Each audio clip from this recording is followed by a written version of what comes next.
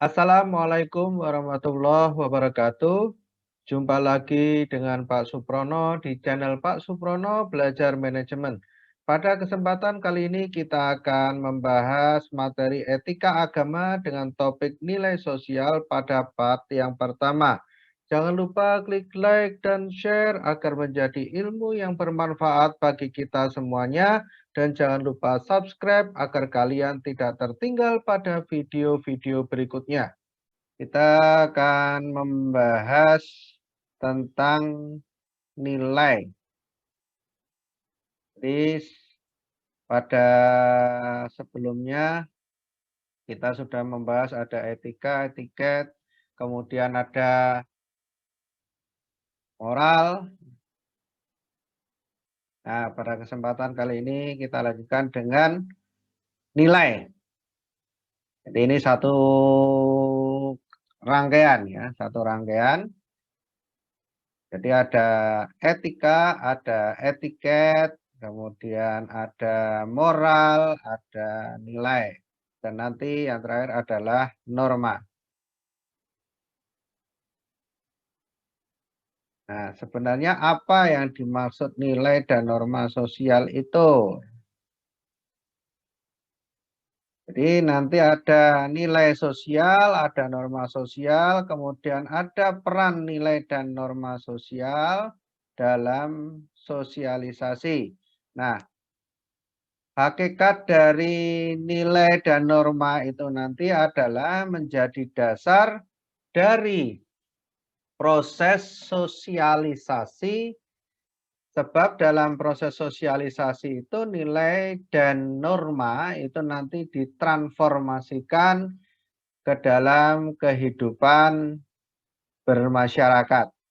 Jadi ini nanti nilai dan norma ini diproses sedemikian rupa sehingga nanti transformasi ke dalam kehidupan kita sehari-hari.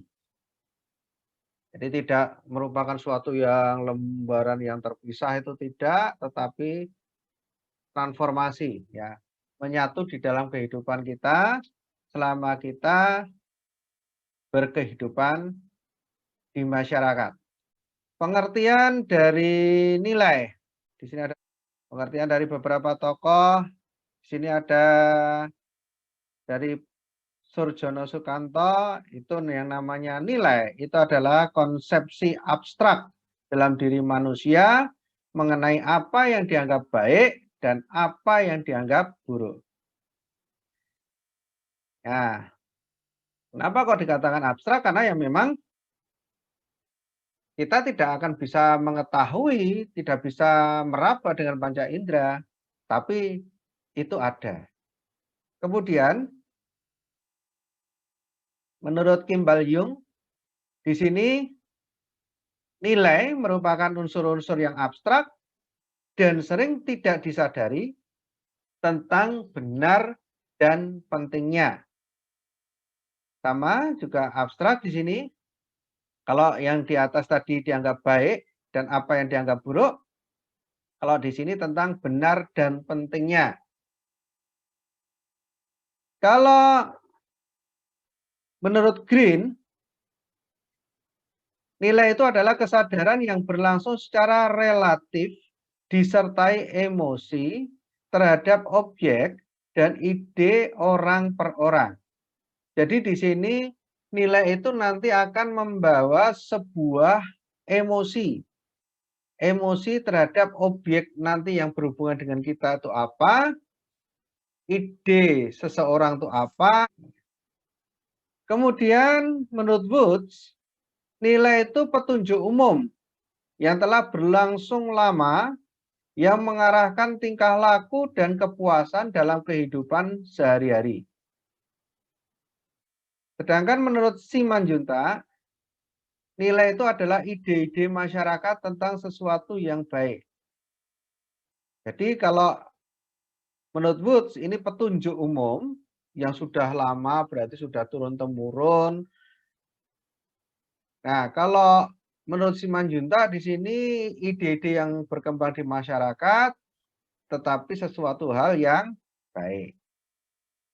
Kemudian menurut Robert Lawang, nilai itu adalah gambaran mengenai apa yang diinginkan, pantas, berharga, mempengaruhi perilaku sosial orang yang memiliki nilai tersebut. Jadi di sini nilai itu dari tokoh-tokoh ini diartikan, ini ada yang merupakan sebuah petunjuk, ada yang merupakan unsur-unsur yang sudah melekat di dalam kehidupan masyarakat, ya. Kemudian ada yang merupakan sesuatu hal yang diinginkan, yang nantinya juga akan berpengaruh kepada kehidupan di dalam masyarakat.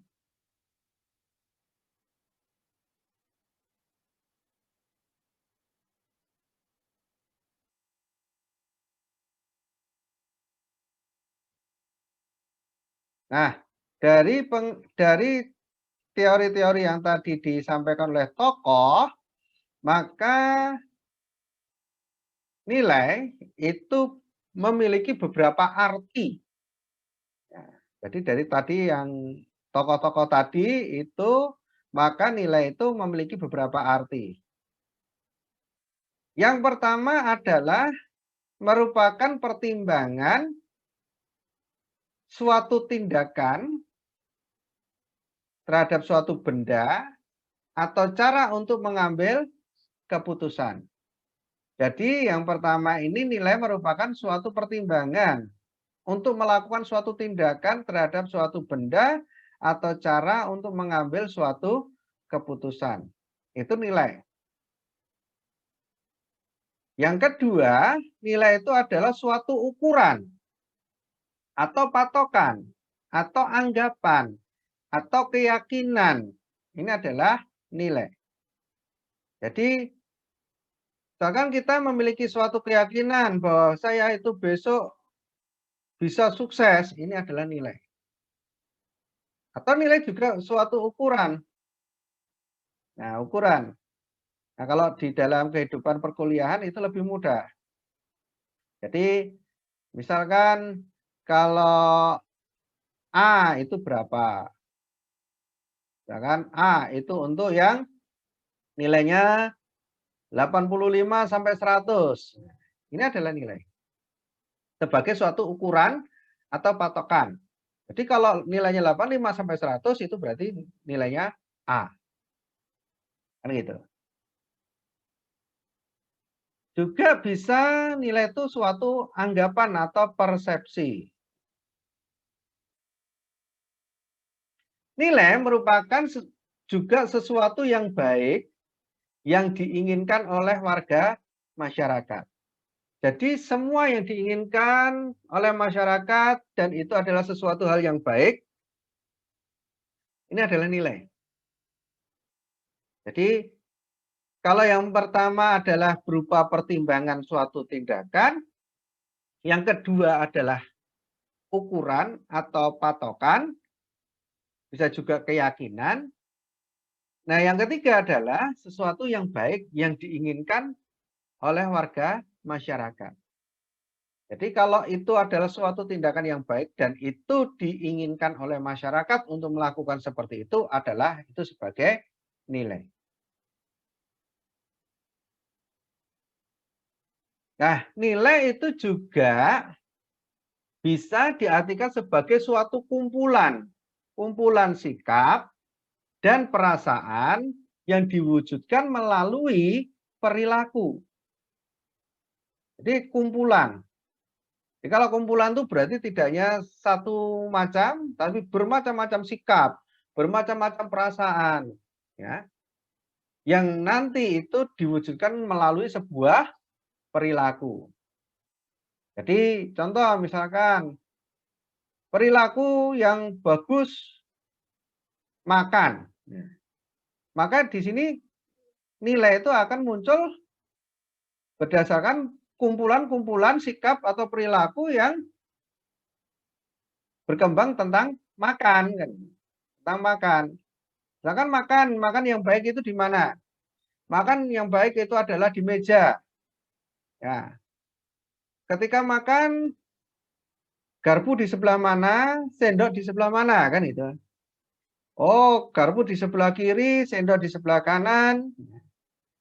Kemudian di dalam mengambil makan itu dari yang mulai yang terdekat dimulai dengan berdoa. Ini kan suatu kumpulan-kumpulan ini. Dan di situ nanti wujudnya adalah perilaku.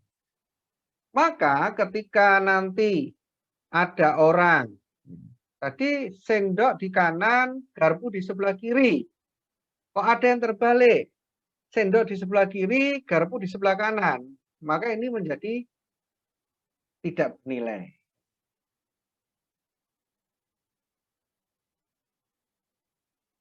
Nah, sekarang sumber-sumber nilai. Sumber-sumber nilai itu ada dua, yaitu sumber intrinsik. Sumber intrinsik itu berasal dari dalam diri atau benda yang ada di dalam tersebut. Jadi sesuatu hal yang melekat pada orang atau benda. Itu intrinsik. Berarti di sini yang mempengaruhi intrinsik itu adalah yaitu ini sejak dia itu lahir. Berarti yang mempengaruhi nilai seseorang secara intrinsik itu adalah orang tua. Orang tua. Jadi di sini sudah melekat di dalam diri dia. Jadi kalau dia itu berperilaku seperti ini ya nilainya seperti ini. Nah, kalau dia tidak berperilaku seperti ini malah itu dikatakan aneh kan ini. Ini adalah sumber intrinsik.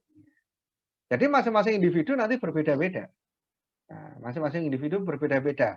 Bahkan seorang anak kembar pun itu nanti nilainya juga berbeda. Karena tidak ada di dunia ini yang sama. Ini adalah intrinsik. Kemudian ada ekstrinsik. Sumber nilai orang yang terletak di luar orang tersebut atau di luar benda tersebut. Nah, sumber ini sudah dibentuk. Siapa yang membentuk? Adalah yang membentuk masyarakat. Jadi, tadi adalah bayi lahir. Bayi lahir ini adalah nilainya intrinsik. Dan ini yang membangun adalah orang tuanya ketika selama berada di dalam kandungan. Ini intrinsik. Kemudian bayi lahir ini tumbuh besar. Di situ ada lingkungan. Mulai lingkungan keluarga. Ini sudah masuk ke ekstrinsik ya. Kemudian di keluarga itu keluarga kecil, keluarga besar, mungkin di situ juga ada RT, RW. Nah, ini akan membentuk nilai terhadap orang tersebut sebagai sumber ekstrinsik dari orang tersebut. Jadi sudah ada pengaruh dari lingkungan yang terkecil. Nanti dia sekolah di mana? Sekolah yang berbasis agama berbeda dengan sekolah yang umum atau sekolah negeri umum. Kalau berbasis agama, biasanya di situ akan muncul nilai-nilai yang berkembang ke anak tersebut. Itu misalkan dia bisa hafal Al-Quran, dia bisa mengaji, kan, perilakunya agamis, kan. Semuanya kalau berbicara itu berbicaranya agama karena memang lingkungan yang membentuk adalah agama. Nah, ini adalah sumber ekstrinsik.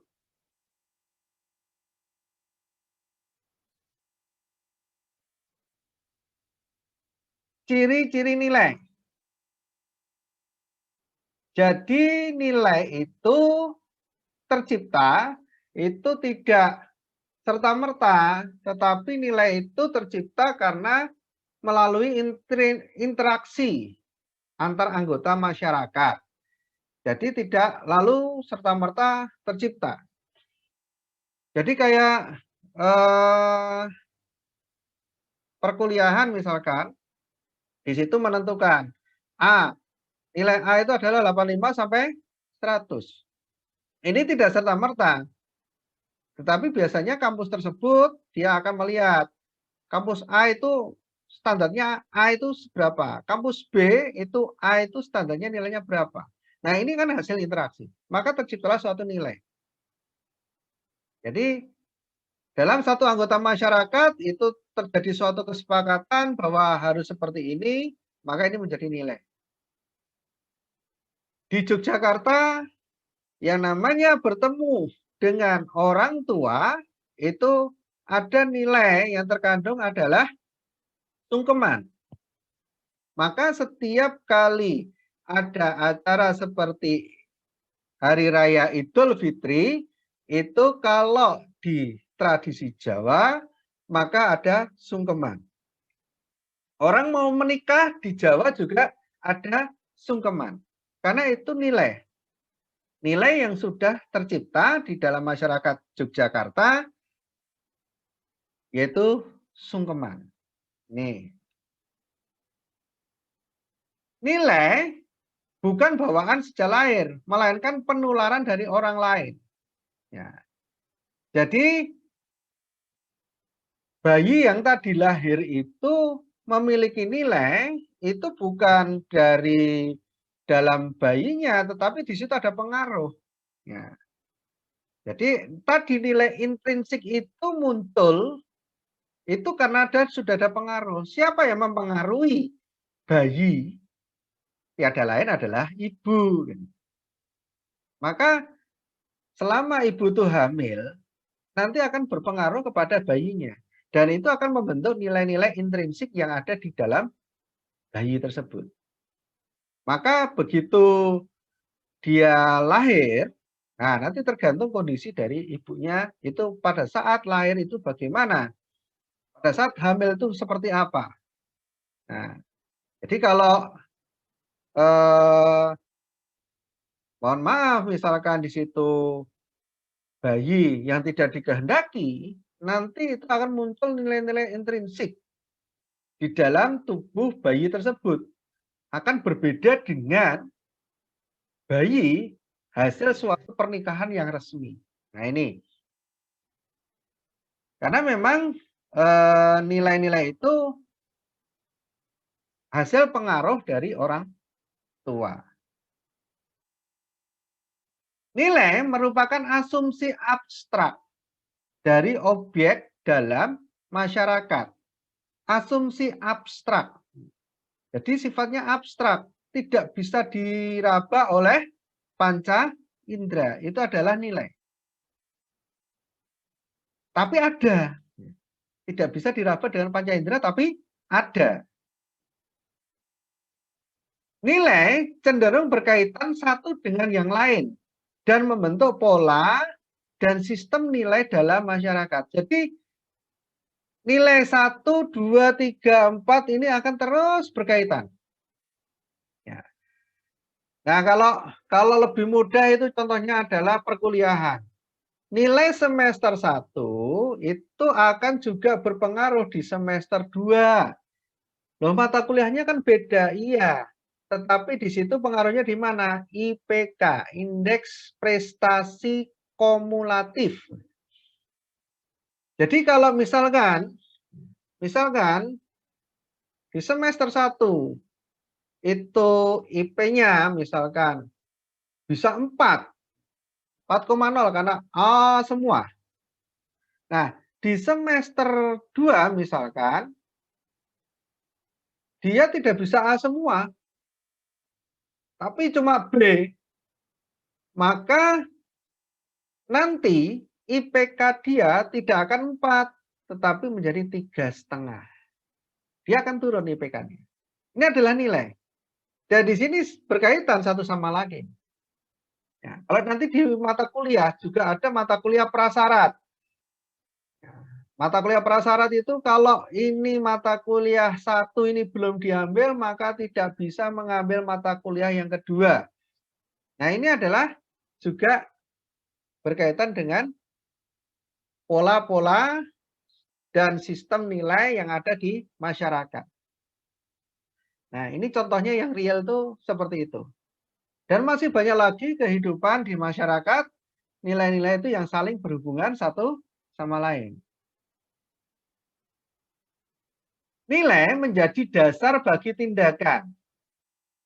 Jadi orang suatu daerah akan bertindak itu berdasarkan nilai-nilai yang ada di masyarakat tersebut.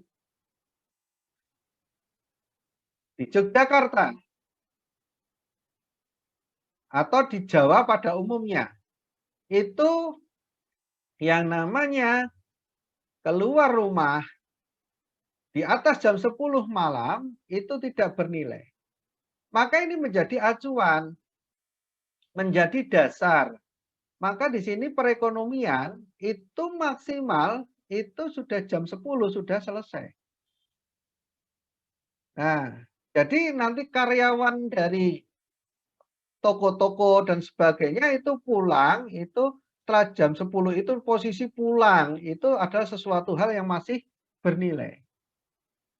Tapi kalau baru tutup jam 11 malam, kecuali sebuah rumah sakit ya, yang sudah dikenal itu sebagai layanan 24 jam, maka ini menjadi tidak bernilai kalau dia jam 11 malam baru tutup.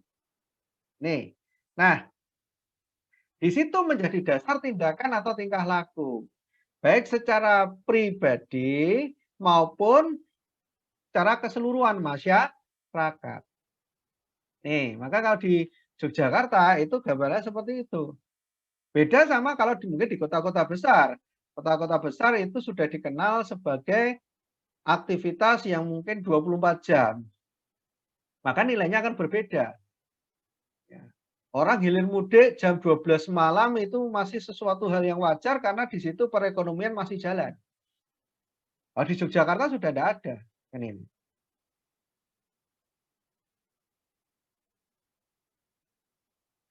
Nah, nilai karena itu tadi sebagai patokan, maka di sini dapat membantu masyarakat agar dapat berfungsi dengan baik. Apa yang berfungsi dengan baik? Tata perilaku dalam masyarakat tersebut. Nah, dengan adanya nilai-nilai tersebut ini maka bisa berfungsi dengan baik. Perilaku bisa tertata. Ya. Contohnya adalah kampus. Dengan adanya aturan nilai seperti itu tadi, mahasiswa itu bisa tertata. Maka kalau mahasiswa pas posisinya adalah nilainya bisa stay tune seperti itu, maka kalau S1 itu ranah sosial pasti 4 tahun itu lulus. Kalau S1, kalau itu D3 maka 3 tahun itu pasti lulus. Nah, ini nilai. Kalau di luar dari nilai tersebut, maka pasti mahasiswa tersebut kalau S1 lulusnya di atas 4 tahun. Kalau D3 lulusnya pasti di atas 3 tahun.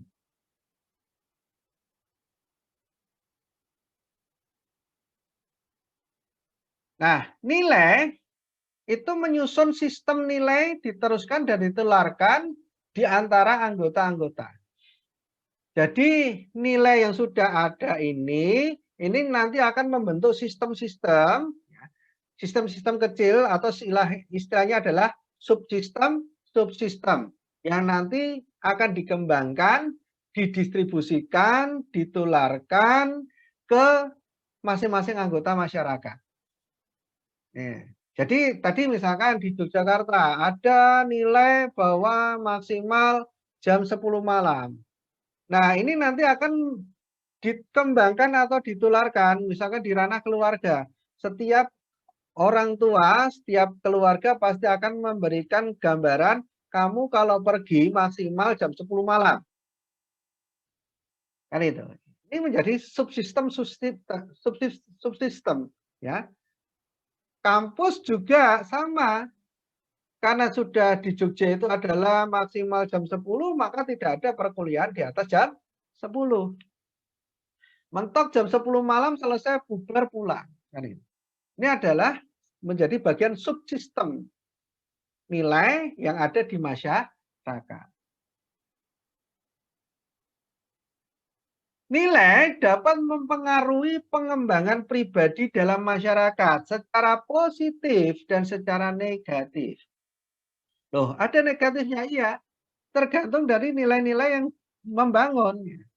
Jadi kalau nanti dikaitkan juga dengan yang kemarin sudah kita bahas, ada etika dan moral yang berkembang di masyarakat, ini nanti akan muncul. Jadi tergantung lingkungannya masyarakat itu seperti apa.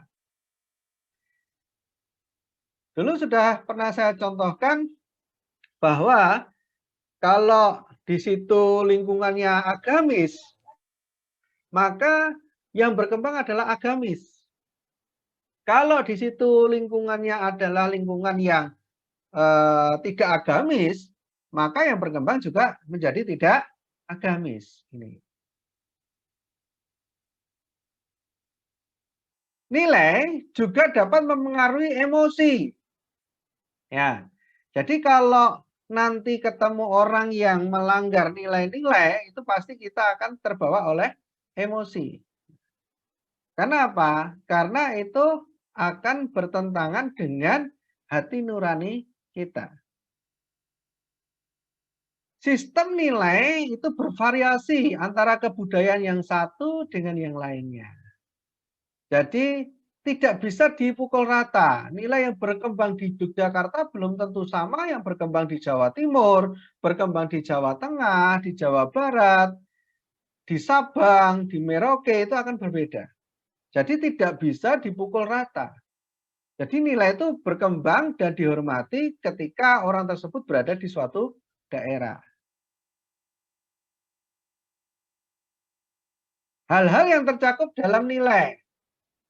Jadi hal-hal yang tercakup di dalam nilai di situ ada nilai mengenai hakikat hidup manusia, hakikat karya manusia. Jadi nanti akan ada nilai-nilai yang berhubungan dengan orang itu hidup itu harus seperti apa. Ketika orang itu berkarya itu harus seperti apa. Nah, makanya ada KKN itu pasti bertentangan. Kolusi, korupsi, dan nepotisme. Ini adalah bertentangan dengan nilai-nilai yang ada di dalam masyarakat. Kemudian juga berhubungan dengan kedudukan manusia dalam ruangan atau waktu. Jadi ada nilai-nilai. Jadi ada istilahnya sebutan sampai ustadz, syekh. Ini adalah nilai-nilai yang dikembangkan oleh masyarakat. Biasanya syekh itu dianggap seseorang yang mumpuni, seseorang yang memiliki ilmu lebih, seseorang yang memiliki pendalaman materi yang luar biasa, itu syekh. Kemudian nilai ini mengenai hakikat hubungan manusia dengan alam. Jadi kalau nanti berkaitan dengan hubungan manusia dengan alam itu harus seperti apa? Kemudian nilai juga berhubungan dengan hakikat hubungan manusia dengan sesamanya. Jadi kalau orang itu ketemu dengan orang itu harus seperti apa? Mengucapkan salam, senyum. Kan ada sampai ada yang menggunakan slogan 5S ya. Itu adalah nilai-nilai yang dikembangkan dalam rangka hubungan antar manusia. Fungsi nilai sosial. Jadi apa fungsi dari nilai tersebut? Yang pertama, dengan adanya nilai tersebut, ini menyumbangkan seperangkat alat untuk menetapkan harga sosial. Karena ada nilai, nanti ada harganya. Barang yang bernilai, maka akan muncul harga. Jadi karena ada harga, ada nilai, maka menjadi ada harganya. Kalau tidak ada nilai, maka tidak ada harganya. Kemudian Dengan adanya nilai tersebut dapat mengarahkan masyarakat dalam berpikir dan bertingkah laku. Kalau ada nilai, akhirnya orang itu bisa berpikir. Jadi kalau misalnya tadi contohnya mahasiswa, kalau saya ingin lulus S1 dalam 4 tahun, berarti nilai saya harus antara A dan B. Kalau nilainya banyak yang C, berarti harus lebih dari 4 tahun. Ini sebagai untuk mengarahkan pola berpikir. Nilai juga sebagai penentu terakhir manusia di dalam memenuhi peranan sosialnya. Jadi nanti sebagai penentu, dia perannya sosial di mana? Itu tergantung nilai yang melekat di dalam diri dia. Ini. Kalau tadi seperti saya ungkapkan, dia seorang ustadz, maka dia dinilai sebagai ustadz, maka dia nanti harus perannya di agama. Nilai juga sebagai alat solidaritas di kalangan anggota masyarakat. Jadi dengan adanya nilai, ini membentuk suatu solidaritas, tepo seliro, menghormati. Ini karena adanya nilai. Nah, jadi nilai yang ada di Indonesia itu terbentuk, di situ ada 6 agama. Maka menjadi sesuatu hal yang wajar, yang lazim, ya. Ketika di situ hari Jumat, itu berarti orang Islam berbondong-bondong, beribadah. Nanti ada hari Minggu, umat Kristiani beribadah. Ini sesuatu hal yang lazim. Dan ini, lazim ini tadi menjadi suatu nilai solidaritas. Kemudian, nilai itu juga sebagai alat pengawas atau kontrol perilaku manusia dengan daya tekan dan daya mengikat. Kalau tidak ada nilai, itu tidak ada kontrol. Jadi orang itu bebas melakukan apa saja sesukanya. Ini menjadi tidak terkontrol. Nah, kalau tidak terkontrol, ini menjadi tidak memiliki nilai. Karena apa? Karena tidak ada sebagai acuan. Ya, tidak ada yang mengikat. Sehingga orang itu bebas melakukan segala sesuatu yang dia inginkan. Sehingga tidak tertata. Nah, makanya di sini ada nilai. Ini sebagai kontrol. Nah, kalian misalkan seorang mahasiswa, dengan adanya nilai ini bisa menjadi kontrol. Oh, nilai saya sekarang berapa? Oh, IP saya sekarang itu taruhlah 2,5.